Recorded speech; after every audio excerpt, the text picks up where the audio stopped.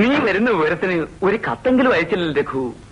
അമ്മാവൻ ക്ഷമിക്കണം, വിവരം അറിയിക്കാൻ സാധിച്ചില്ല. ഞാൻ വിവാഹം കഴിച്ചു. ഇതെന്റെ ഭാര്യ രാധ.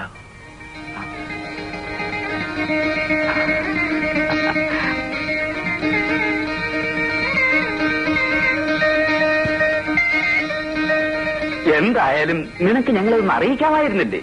എല്ലാം വളരെ പെട്ടെന്നായിരുന്നു. അമ്മായി പറഞ്ഞതുപോലെ ഞാൻ വിവാഹം കഴിച്ച് ഭാര്യയുമായി വന്നിരിക്കാൻ. അതേതായാലും നന്നായി.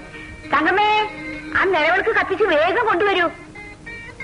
പക്ഷേ നിന്റെ കല്യാണ സമയത്ത് ഞങ്ങളും കൂടി വേണമെന്നായിരുന്നു ആഗ്രഹം.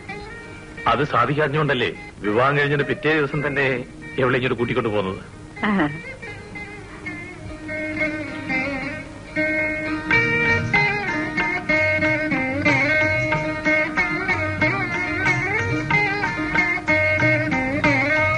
വരൂ മോളെ,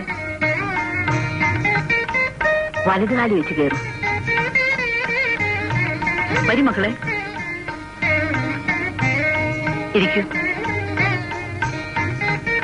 ഞാൻ പോയി കാപ്പി എടുത്തിട്ട് വരാം.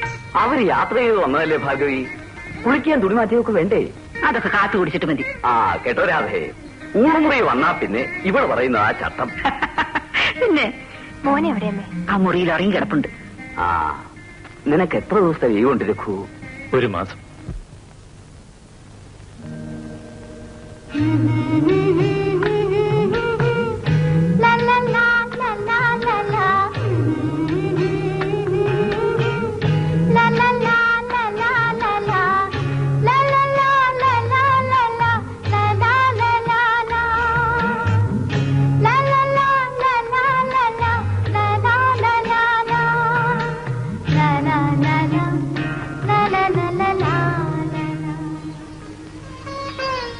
ഏതായാലും തുടക്കം മോശമായില്ല. അമ്മായിക്ക് ഒരു സംശയം തോന്നിയിട്ടില്ല. പറഞ്ഞ നുണകളെല്ലാം അപ്പടി വിശ്വസിച്ചിരിക്കുകയാണ്. ഈ ഒരു നുണ മറക്കാൻ ഇനി എത്ര നുണ പറയേണ്ടി വരുമോ എന്നറിയില്ല. എന്തു പറഞ്ഞാലും 1 മാസത്തേക്ക് ഈ നാടകം തുടർന്നല്ലേ പറ്റൂ. ശ്രമിക്കാം. ഇന്ന് നമ്മുടെ ആദ്യ രാത്രിയാണ്. ആദ്യ രാത്രിയോ? ഇവിടെ വന്നതിന് ശേഷമുള്ള ആദ്യത്തെ രാത്രിയാണ് സാർ. അതെ, ദയവ് ചെയ്ത് ഈ സാറെ വിളി നിർത്തണം. അബദ്ധത്തിന് അമ്മയാണെന്ന് കേട്ടാൽ എല്ലാം കുഴപ്പമാവും. പിന്നെ എന്ത് വിളിക്കും? രവിചേട്ടാന്ന് വിളിച്ചോട്ടെ? വിളിച്ചോളൂ.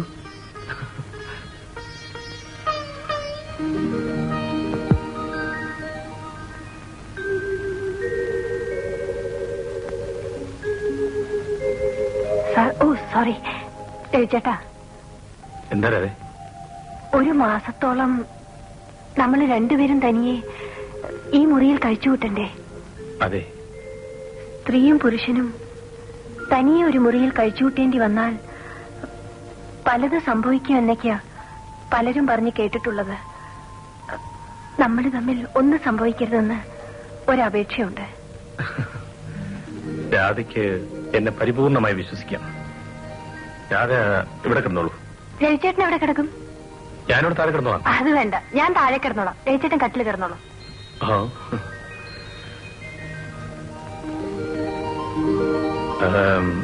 രാധേ, ആ വാതിലൊന്ന് പൂട്ടിയേക്കും. ആ വാതിൽ മൂടിയാൽ നമ്മൾ കൊട്ടിയടച്ച മനസ്സിന്റെ വാതിൽ എങ്ങാനും തുറന്നാലോ? Well, no arguments.